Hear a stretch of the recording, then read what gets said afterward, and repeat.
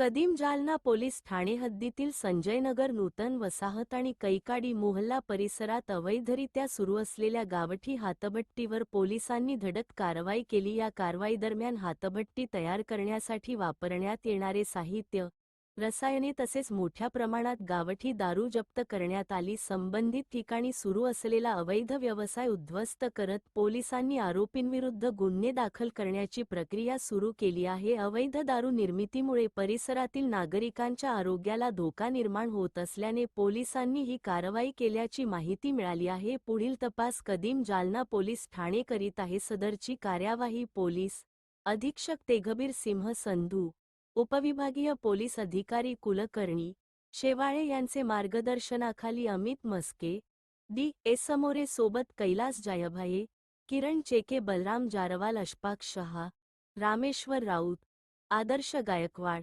सदाशिव मुटकुळे यांनी केली आहे। लोक तुफान digital news network, Ashfaq Patel.